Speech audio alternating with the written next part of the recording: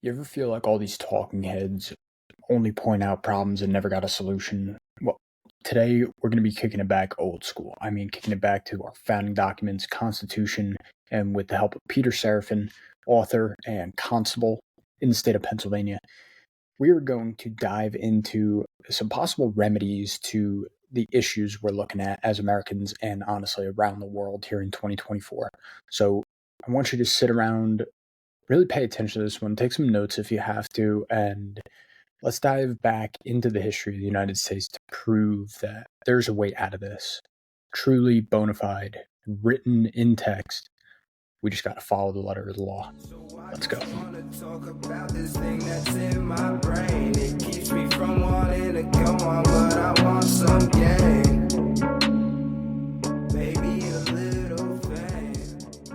My first question to you, of course, is, Peter, you have quite a storied past. Your new book is, at least I read the excerpt from it. I'm pretty excited to read the whole print of it. But what brings you to writing books at this point in your life? Take me through it. Well, it was probably 2014, 2015, something like that. I looked at the world and thought, man, people are going crazy. Society is just nuts. To be honest, the single event that was the straw that broke the camel's back, or the catalyst, or whatever you want to say, was when Virginia and New York both made it legal to have abortions up to the birth of a child. And I remember that being a big story. Yeah. Yeah. And in the case of Virginia, Governor Northam at the time, he was a pediatrician before becoming governor. And he said on a radio interview that, in the case of like a botched abortion, when the baby comes out alive, that they would keep the baby comfortable and have a discussion with the parents about what to do. And I'm thinking, I remember that interview. You're that was a pediatrician, and that's a baby at that point. I don't care who you are. I don't care what you feel about abortion. At that point, it's a baby. Yep. And I just thought society was going crazy. Couldn't agree with you more. I got to do something. And with all the modern, self-publishing tools that are out there, I was like, anybody can write a book. I'll write a book. So I wrote a book. What was your first written book? The first thing I ever wrote to be published anywhere, like including never wrote a letter to an editor, never submitted a story to a newspaper, nothing like that. The first thing I ever wrote was my first book, Progress. Really? One man's progress of social, one man's view of social progress in America. It's only like 50 pages long. Okay. And it's just what it sounds like. It was me looking back during my own lifetime in certain areas to see, the social progress. The example I usually give in conversation is Boy Scouts. When I was a Cub Scout, becoming a Boy Scout, right about the time in probably the 1980s, when there was a big discussion about whether or not to allow openly gay scouts and scoutmasters in the Boy Scouts. And okay, so that was the discussion going on then. And now my own son, well, he went to the World Jamboree, which is a once every 4-year huge Boy Scout event. I never got to go, but my kid went. He went, and there were girls there, and they were handing out condoms at the orientation. And I'm like, that goes against everything the Boy Scouts stands for. Like, the Boy Scouts are supposed to be a Christian-run, nonprofit organization that taught Christian values to children, and they're handing out condoms at summer camp. That blows me away. Yeah. And they How old are these children, if you don't mind me asking? He's 19 now. Okay. All right. At what age were they handing out condoms? I hope it was at least like middle school and Eagle Scout. Yeah, no, he wasn't an Eagle Scout yet. Okay. And I'm kind of mixed about the whole allowing girls into the Scouts. I have to be honest here. I think why would you call it Boy Scouts? Not to go on a tangent, but why would you call it Boy Scouts if there's girls allowed? Well, that's why they had to drop boy out of the name, and now it's just called Scouts. But my daughter, my youngest daughter, was one of the first girls to make Eagle Scout. Okay. Because she would go with her twin brother and younger brother to all of the Boy Scouting events because she hated the Girl Scouts and she liked the Boy Scouts. So she went to everything with them. And then when girls were allowed, she was like, well, I've already done all of these things. And she made Eagle Scout pretty quick. Now, the twins, Peter and Abby, they both made Eagle Scout. And, that's a very proud moment for me. That's pretty amazing. But still, Yeah. it's the Boy Scouts, or at least it was. It should be, in my opinion. But I talk about in this really short. Does, traditionally speaking, at least, does the Girl Scouts offer something to girls that the Boy Scouts doesn't offer to boys? Because you mentioned they're very different. That you didn't like the Girl Scouts, so I'm wondering what exactly that could be. Well, they were very different. The boys were about camping and survival skills and wood chopping and things, and the girls was much more about homemaking and not a whole lot of camping involved. But there is another program that I think falls under the BSA, the Boy Scouts of America umbrella. There was another program that was open to both boys and girls, and I can't think of the name of it right now, but they were in that too. So I mean, she had her outlet, but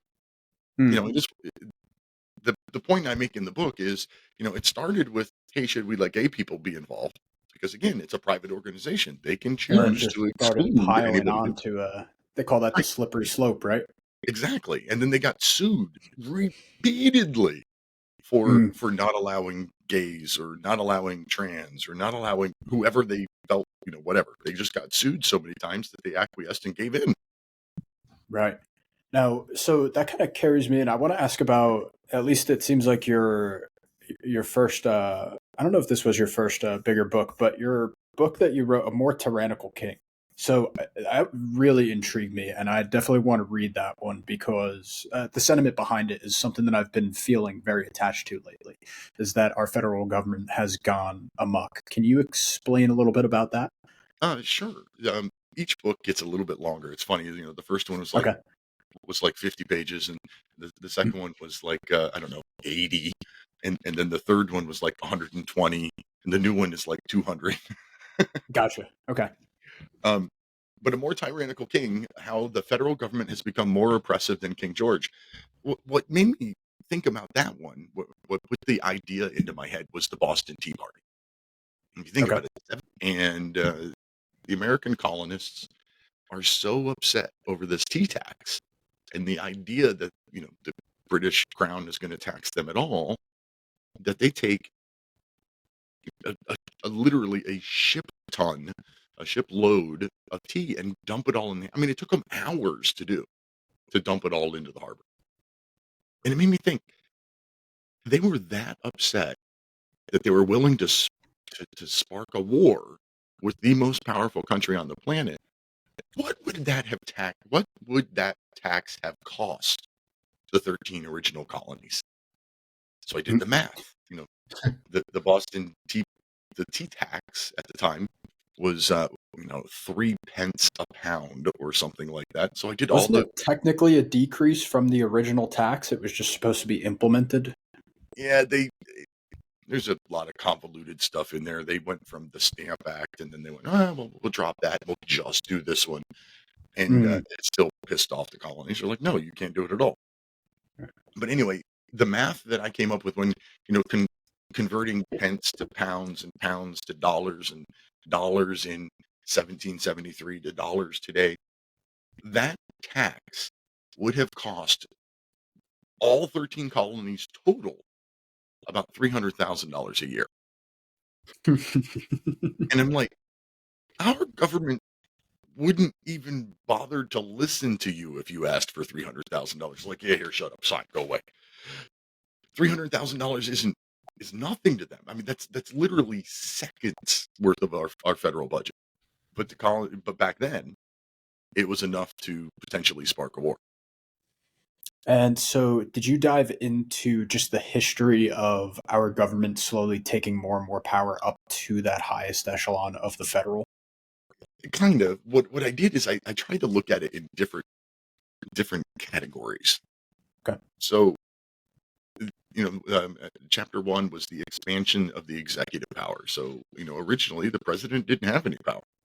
He was Right. there to enforce the laws passed by Congress. But at the time, there was only a dozen laws that had been passed by Congress. And then the supremacy of the federal government, how federalism versus limited government has kind of created or morphed into the federal Leviathan that we have today. And again, compared to King George.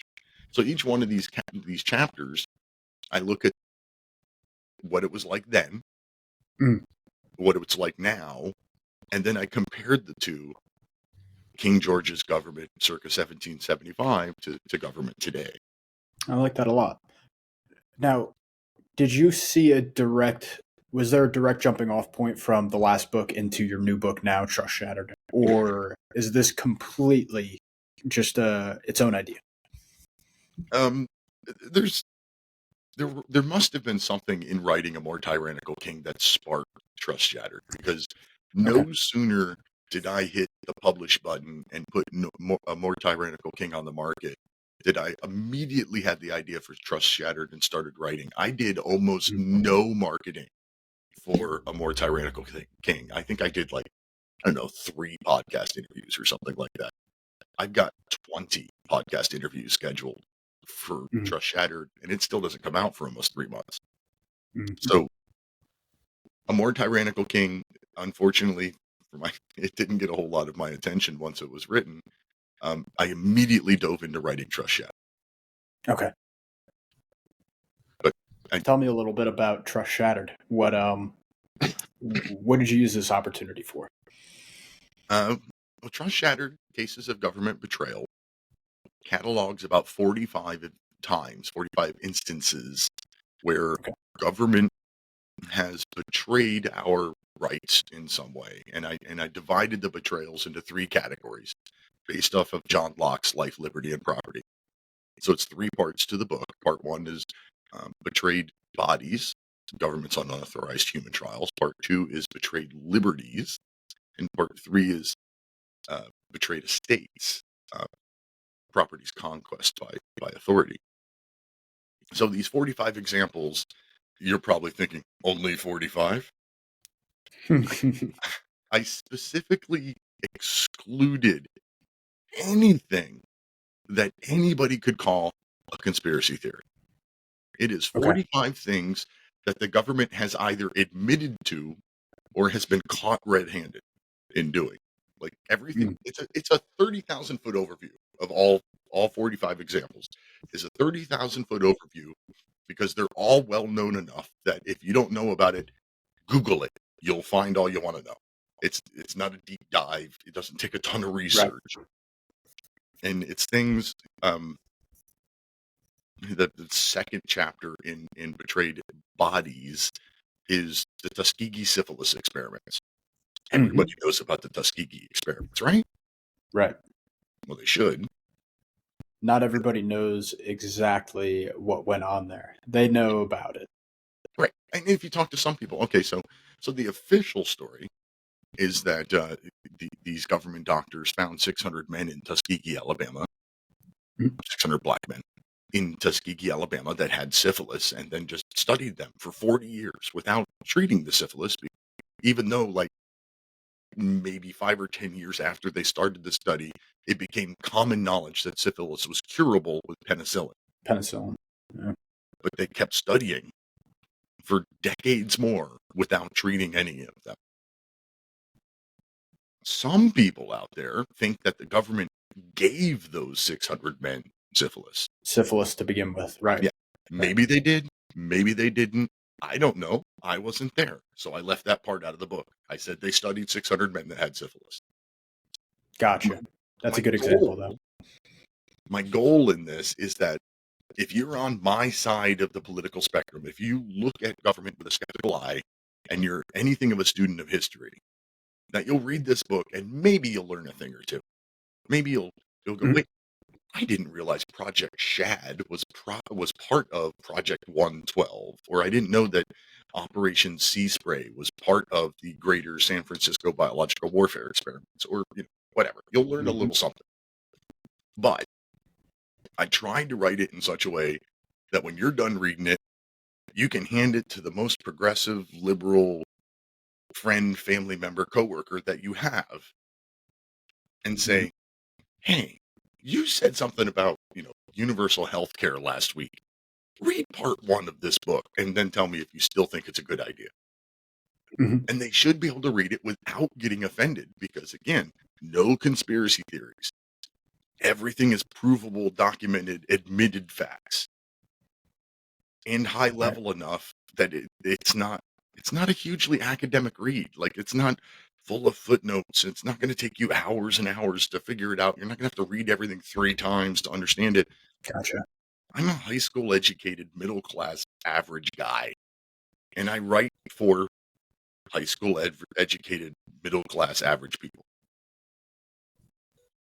Right.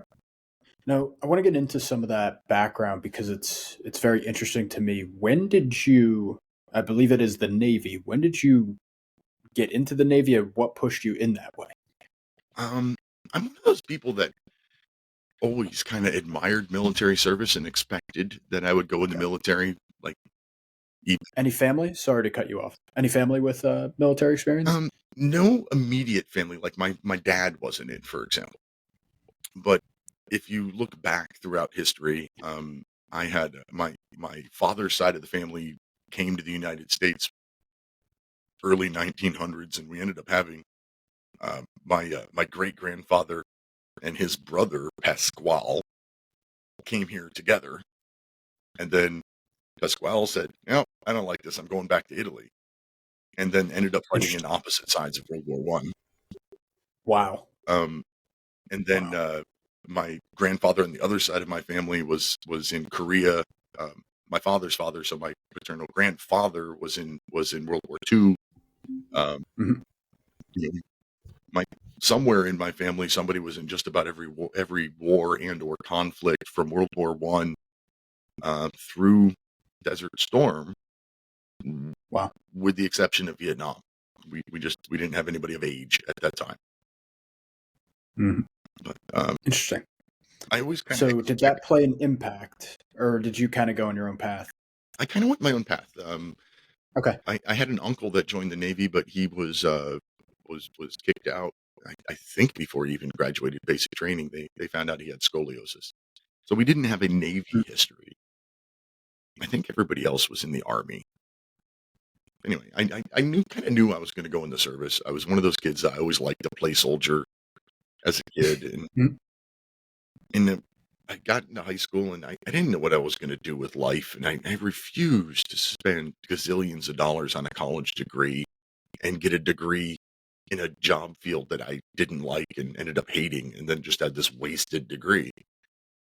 So I said, I'm going to go in the service. And when it came time to pick which branch of the service, I think it was tradition was the thing that steered me toward the Navy.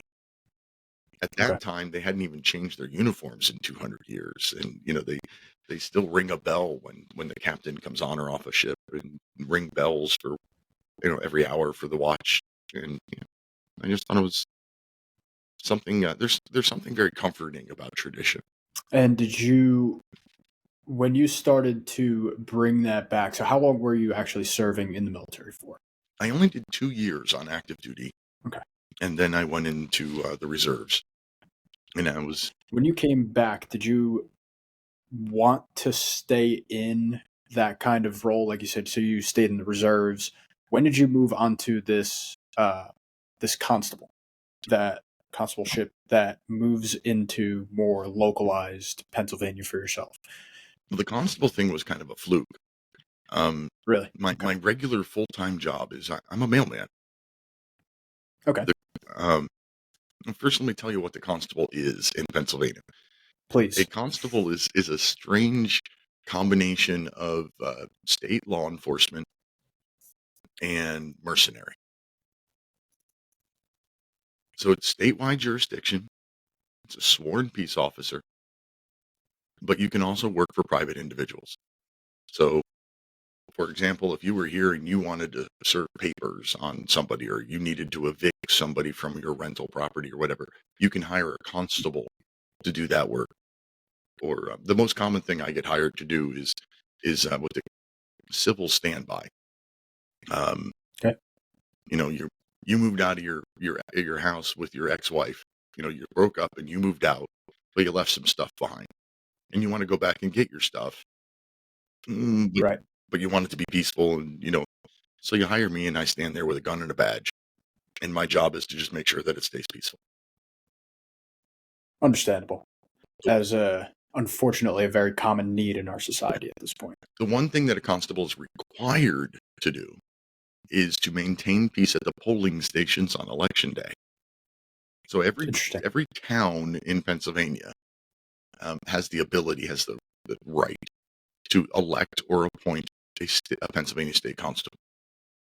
So my little town, the last time the municipal elections rolled around, my town didn't elect one. And I went, well, what's a constable? And I did the research to find out what it was. And I thought, wait, they're responsible for peace at the polling stations. Elections are getting pretty ugly. That sounds important. So then I went, what happens when there's a vacancy? And I figured out how to get myself appointed to the job. So I am the Pennsylvania State Constable for my little town for 6 years. And really the only thing I do with that badge, with that job, is maintaining peace at the polling stations. Every once in a while, somebody will call me for civil standby or something like that. And if it's not too inconvenient, I'll do it. But I have a regular full-time job, so I don't process arrest warrants. I don't do, process serving from the courts or anything like that a constable can do. And those that want to make a living as constable, those are the things that they do.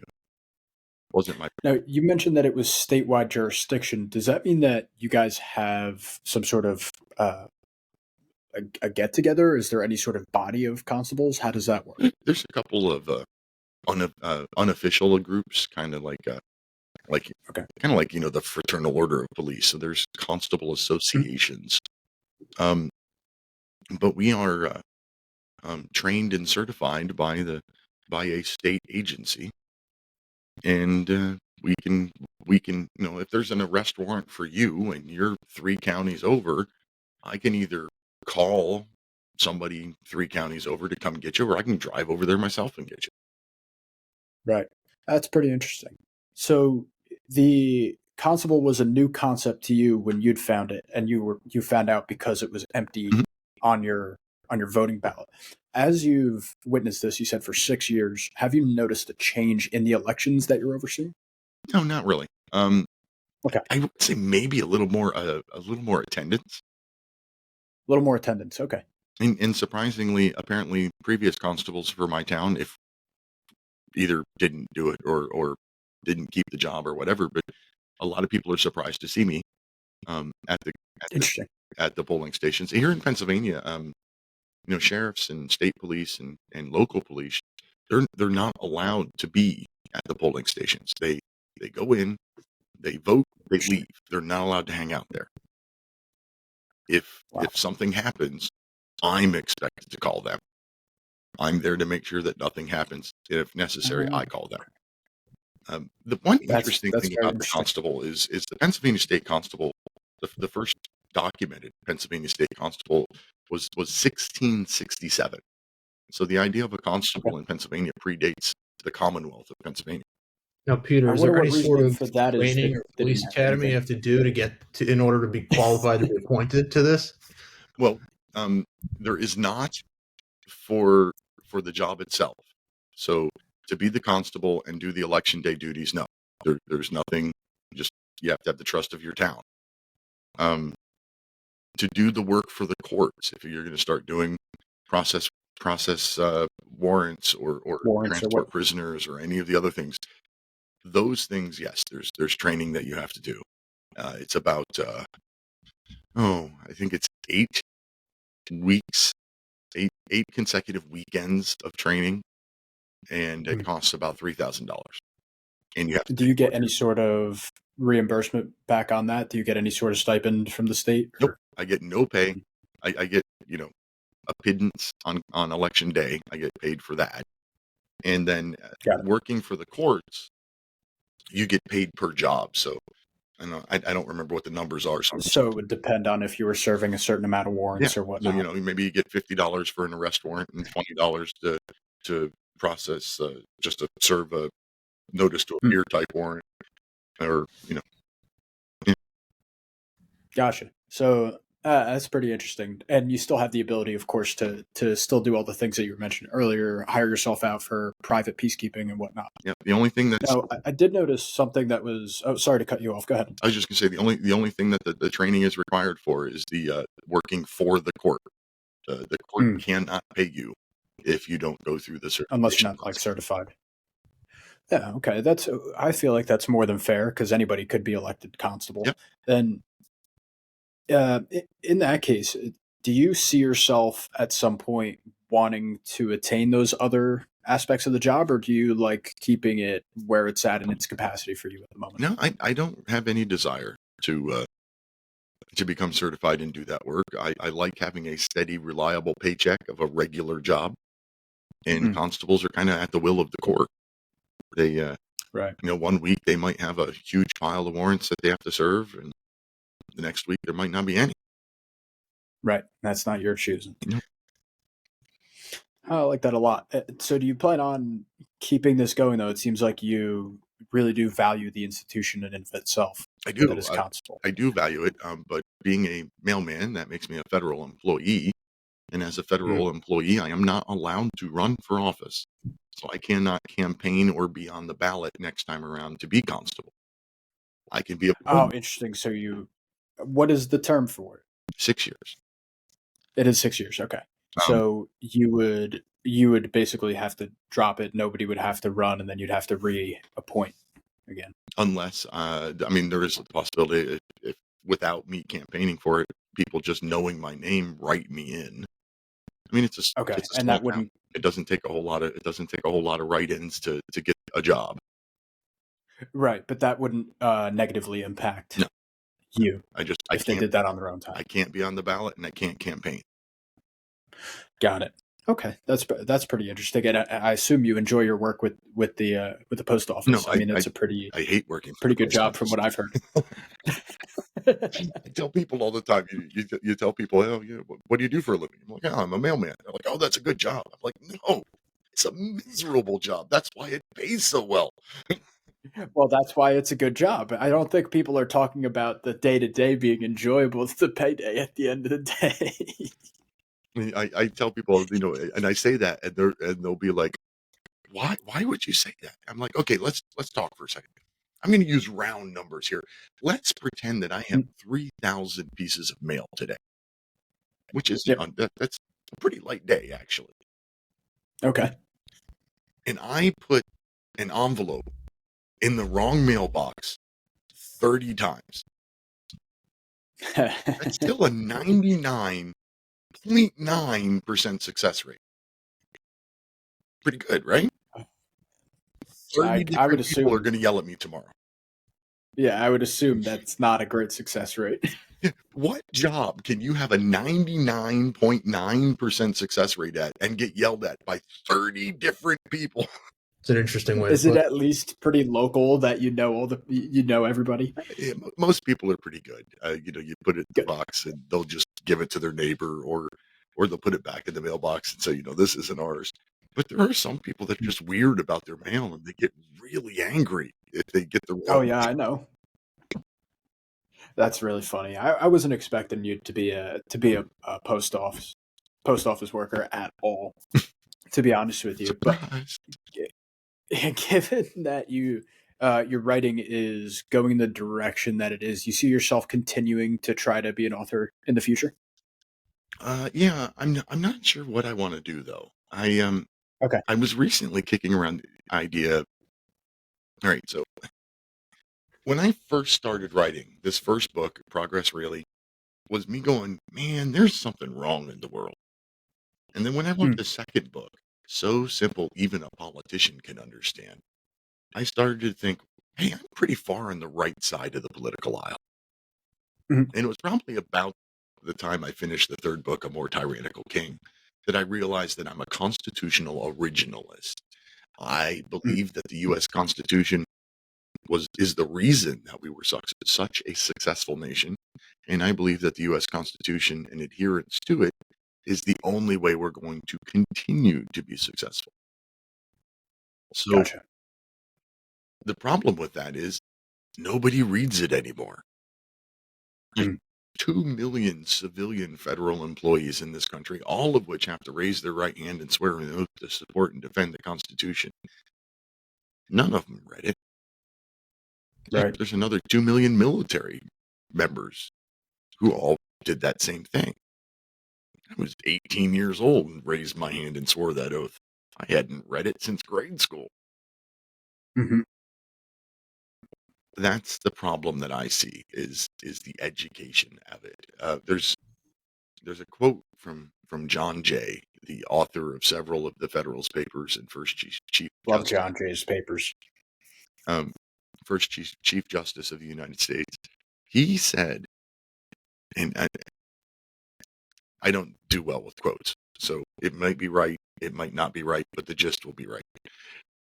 It is the duty of every citizen, or the duty of the citizen of any state, to read and study the Constitution of his country, Mhm.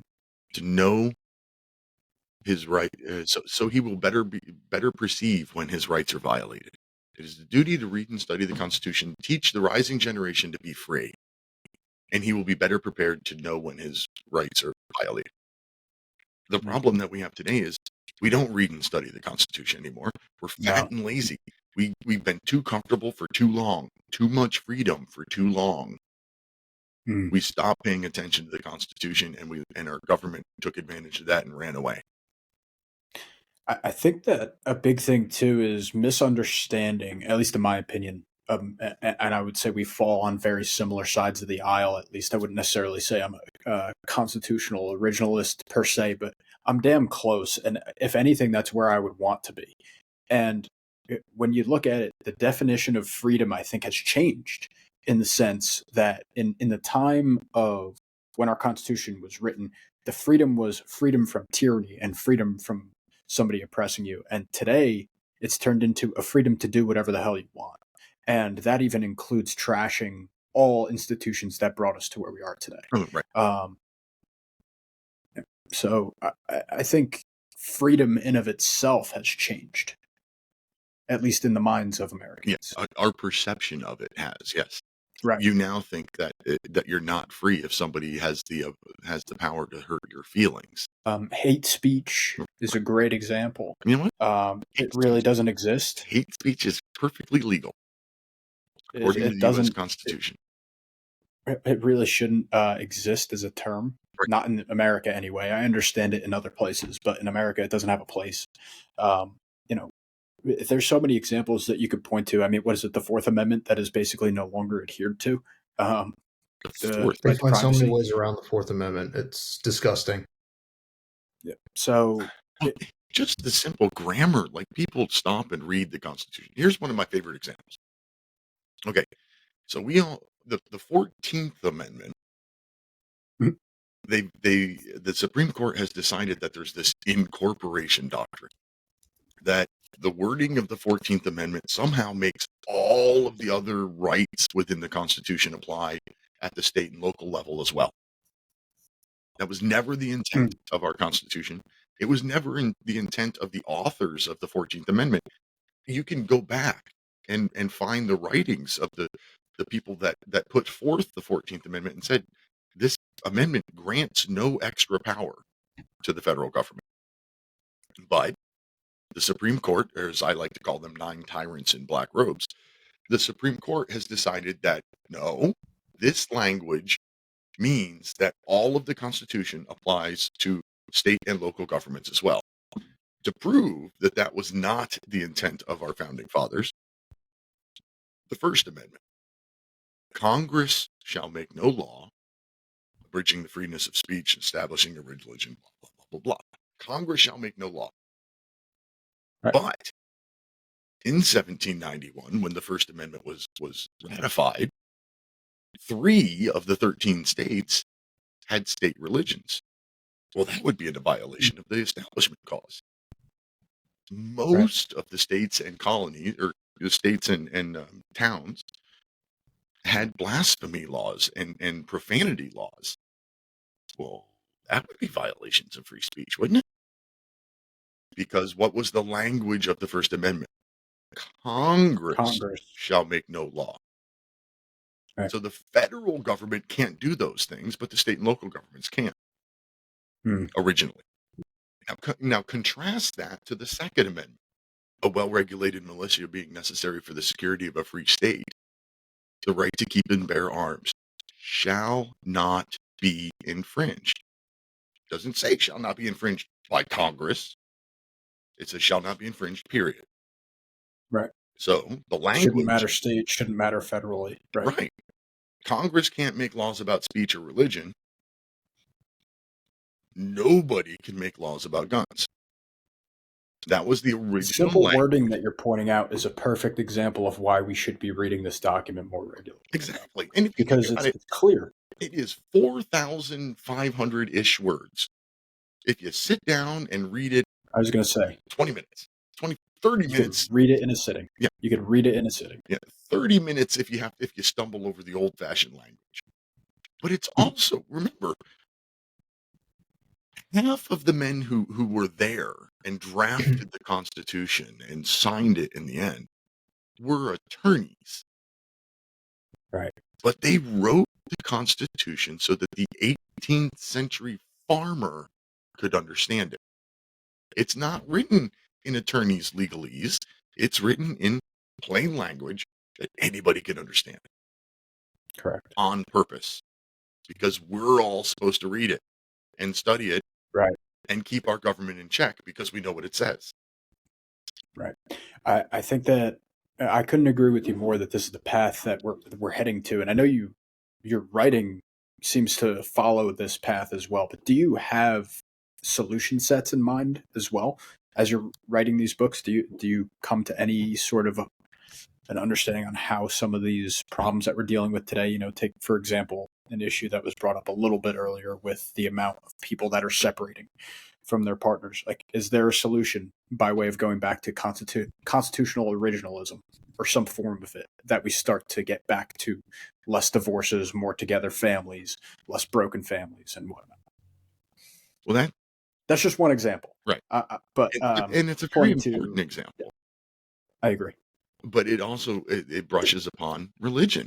And a lot of people don't want to talk about that. It does. But our founders did. Right. Go all the way back to the Declaration of Independence. Thomas Jefferson sits down. They're like, hey, you're going to write this thing. He's like, all right. So he sits down. He writes out the first draft of the Declaration of Independence, and then he gives it to the committee, the drafting committee, committee of three. They say, wait a minute. You only put one reference to God in this. You should put at least one more. Back to the drawing board. So he writes it again. And he puts a second reference to God in it. And the committee goes, okay, let's present it to Congress now. They take it to Congress. Congress puts two more references to God in the Declaration of Independence before they approve it. So the idea of separation of church and state, that phrase came from a letter from Thomas Jefferson to the Danbury Baptist Church. The wall of separation. That phrase came out of that letter. Nobody had ever used that term before from that letter. But if you read the entire context of the letter, Jefferson was telling the church not to worry about the government getting involved into their affairs. There's no reference to keeping the church out of government. Right. Every session of Congress starts with a prayer. Still does. Every session of the Supreme Court starts with a prayer. Every president since George Washington has added the words under God to their oath.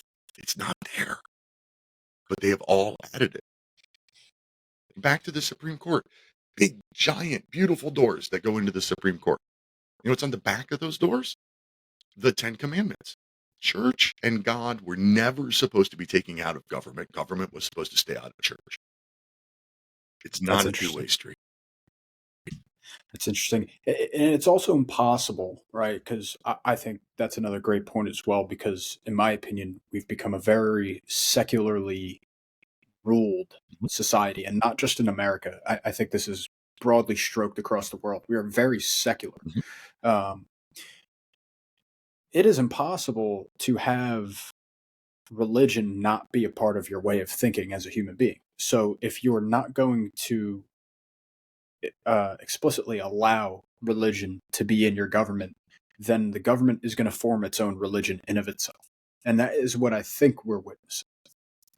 I would agree to some extent. A lot of people take on a cause, and that cause becomes their Yes, religion. right. So That's where I'm getting at. Yep. whether Yep. that cause is climate change, or whether that cause is, trans rights, or whatever, Or it's prison reform, right? Yep. right? Whatever their cause is becomes their religion. I'm not a terribly Exactly. I religious think man, you're watching that. and I never have been. But since I've started studying the Constitution and our founders, I'm becoming more religious. I have more That's faith interesting. now, which is probably backwards of how that should work, but it's working. My guess is that the founders, as much as they might not have been able to predict to the letter what we're dealing with today, they had a lot of foresights into seeing how even as great of a base that they set up for us could crumble. I'm sure that they foresaw many ways, and even as they started instituting their original constitution, seeing its flaws and working on, through the Federalist Papers and seeing how they started changing their original thoughts on government. They expected things to go downhill at certain points. That was kind of the whole point of this form of government. Well, right. Prior to the United States, constitutional republics didn't last, and they had to be small to have any staying power. Ours is huge, and it's now twice the life expectancy of a constitutional republic. Right. And our founders knew that. Our founders knew that from day one. I mean, the famous quote from Ben Franklin, when asked after the Second Congress, when he came out, he said, "What kind of government have you given us?" He said, "A republic, madam, if we can keep it." Mm-hmm. From day one, they knew it was treacherous grounds. The Federalist Right. Papers, before the Constitution is ratified, the Federalist Papers repeatedly talk about we're men. If men were governed by angels, no government would be necessary. If men were angels, no government. But anyway, they know men are flawed, Right. and they all talk about it's up to us, the citizens. People. We have to keep a watchful eye, and we haven't done that. Mm. I would say that the government did pretty good. Pretty good. Not perfect, of course. For the first 100 years. The Civil War was in there, and that was bad. But then the next Or few good. years, I always point to 1913 as the beginning of the ski slope downhill. Okay. Like up till What's 1913, any exact event? 3 of them. Okay. 1913, the 16th Amendment, the 17th Amendment, and the creation of the Federal Reserve. Those 3 things all happened in 1913. And those 3 things completely flipped the power structure in our country. Mm. Do you think, okay, did we have Income roads? tax, popular election of senators, and the Federal Reserve. Right. Okay, go ahead. So the 16th Amendment is income tax. Income tax is supposed to fund our government, right? Well, the government, according to the Constitution, has 17 jobs. Did they do all 17 of those things before the income tax? Yep. Right. I mean, did we have roads and hospitals and schools before 1913? Yup. The 17th Amendment, the changing of how the popular election of senators. Okay, so prior to 1913, state legislatures appointed the 2 senators. They voted on the senators, right? Why would they do that? Why did our framers set it up so that the state government appointed senators and not we the people? Well, you're going to have one deviation removed from pure democracy. Right. Right. Right. the way the Constitution was written, the original setup, the only person that you and I voted on was our Was our member of the Congress. House of Representatives. Right. Everything about there's 3 elected Wouldn't the jobs. Senate appoint the president as well, or is that a mistake? No, the Electoral College appoints elects the president. You and I, And that's been consistent. Yeah. Okay. It's been consistent. The changes have, in that regard, have all come from the state level. The state has the power to decide how to appoint those electors. Every state has gone out and decided to allow us to vote on those electors, but that's not a requirement. Your state tomorrow They could could decide, you know seize what, that right. this popular vote for the president thing, it's really unnecessary, and just say you don't vote for president anymore, and it would be perfectly legal, Right. or constitutional, I should say. So House of Representatives elected the most frequent every 2 years, directly elected by the people in their district. The Senate, 4 years, 6 years, 6-6 year terms, elected by the state. And then the presidency, 4 years, elected by this other group, the Electoral College. 3 different federal elected jobs, 3 different terms of service, 3 different method of elections. That was all done on purpose. Right. And now that a senator is elected by the people of their state, they're really no different than a glorified member of the House of Representatives. They are Senior member. Yeah, the senior member. That's what they like to say. They're subject to the whims of the masses. Yes. When they were elected by the state legislators, they had 200 people that they reported to. Now they report to millions. Mm. And wait, when the state legislators appointed senators, the state had a voice in Washington, D.C. to make sure that the federal government didn't trample on states' rights. Right. Where's that Lost voice that now? right. It's gone. Mm-hmm.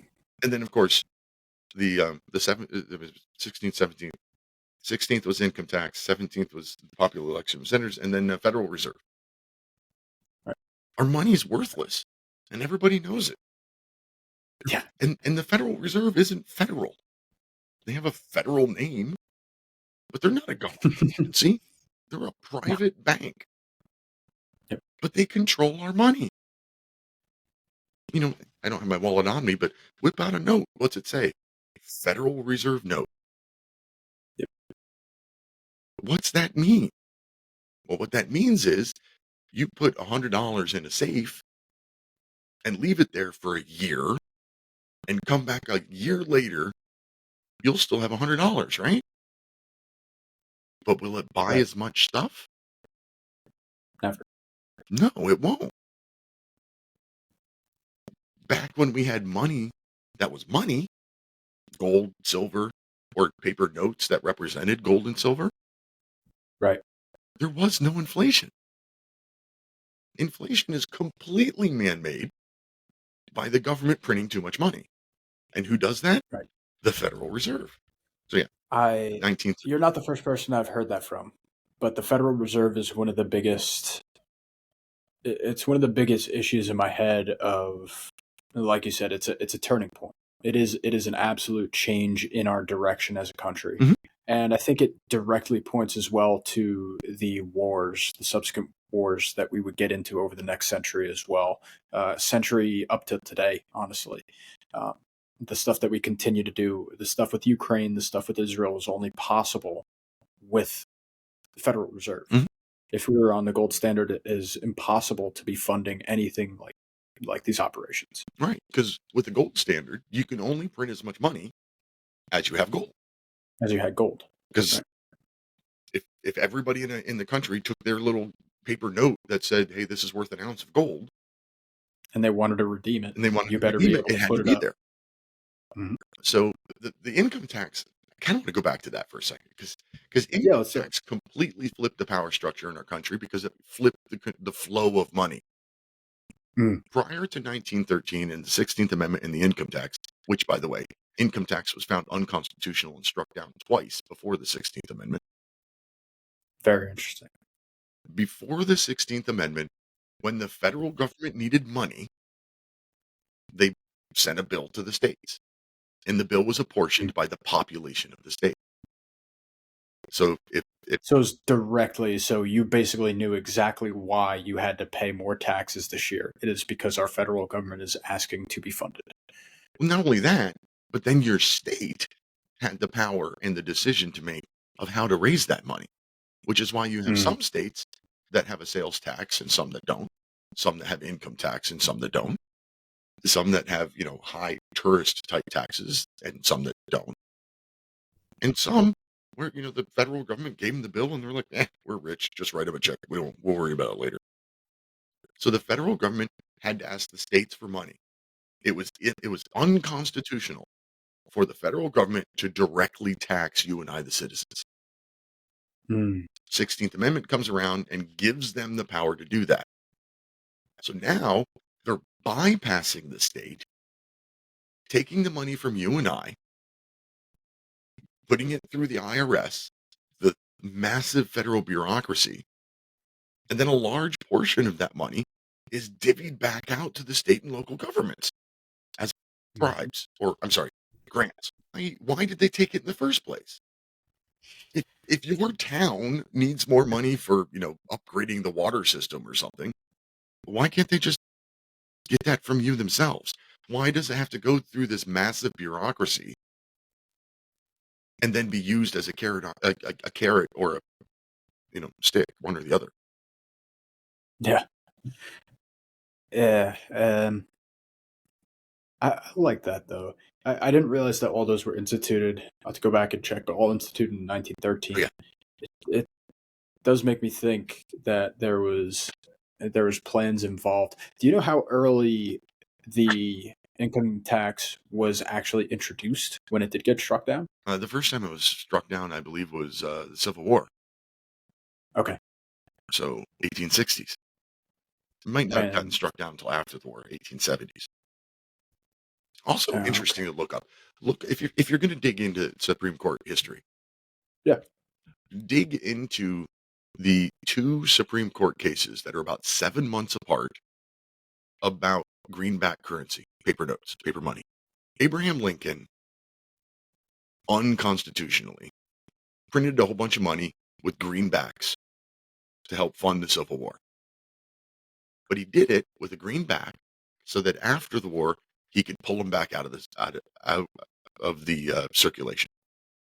So he printed more money than he had gold for, but he had a plan of how to get it back out of circulation so it wouldn't ruin the economy later. There was a law passed by Congress that said you had to take this paper money as currency.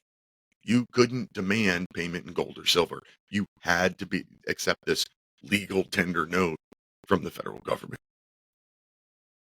And was the other ruling to give it back? The first time it went to the Supreme Court said, Congress can't do that. If you as a private business want to say, pay me in gold, you have that, absolutely have that right. 7 months later, it went back to the Supreme Court, different case, same situation. Supreme Court reversed it and said, nope, legal tender is a right. Congress can do that. They can force you to take this worthless piece of paper as money. Gotta wonder what changed in that 7 months, huh? That'll spark conspiracy theories in your head if you start trying to think about that. Interesting. There's no chance that was at any time when they were adding justices, so that's interesting. I'm going to have to go give that a little bit of research. Peter, you give me quite a bit to think on. Andrew, do you have anything else that you wanted to ask? Because, Peter, I'm going to have to ask you to come back on later, especially after the book is released. Okay. Just because the conversation is fascinating. I do want to take a dive into your book and probably ask you some questions reflecting on that. Other than that, like I said, Andrew, anything else you got? No, this was great. You're a very interesting individual. You taught me a lot, and I'm really looking forward to digging into your book and hopefully talking to you again soon. This is happy to come back. Great.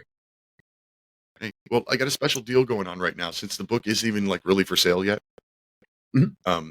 If you pre-order it at my website, the only place you can pre-order it, which is trustshatter.com. It's the only place you can pre-order a physical copy. You can pre-order the ebook on Amazon and for your Nook and all that kind of stuff.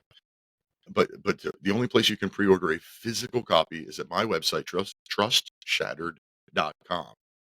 If you pre-order a physical copy there, I will send you an indexed version of the U.S. Constitution.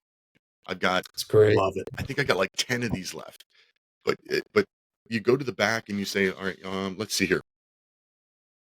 If it shall be the judges of elections, returns, and qualifications of its own members, that's Article 1, Section 5, Clause 1. So whenever you think of a phrase or a power or something, you can look it up in the back and it tells you exactly where to look in the Constitution to find it.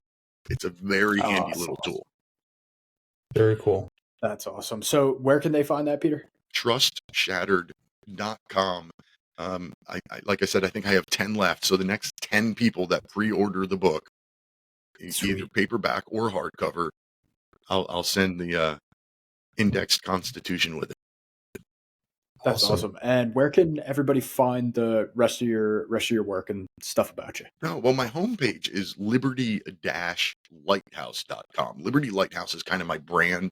That's the publisher of all the books now. It was my old radio show when I had one. It's the name of my weekly Substack articles now, Liberty Lighthouse. So liberty-lighthouse.com is my homepage. You can find all of my books, links to my Substack, my own bio, my Liberty Lighthouse classroom, which is one of the things I'm really hoping to dive into further once I finish promoting this book. It is online courses on the Constitution. Well, Peter, thank you again. I just can't explain how thankful I am. This is an awesome show. I learned a lot as well, but I mean, just eye-opening talk and being able to talk with another person who I think is trying to survey the scene and is seeing the spade as a spade right now and not trying to call it a duck. Yeah, it's Have a good one, Peter. Hey. Common sense. Common sense. That's what I call Liberty Lighthouse, a beacon of common sense, cutting the fog of politics. There you go. Nailed it. So, yeah, thanks for having me on. Happy to come back after the book launches. I'll get you copies. Awesome. I'll send you electronic copies here soon. So that awesome. Thank you so much. Really looking forward to it. I were the fucking state. I wanna be something, not nothing. Trapped inside my dream and I'm running away from these demons. But the feeling's so good, I'ma keep dreaming.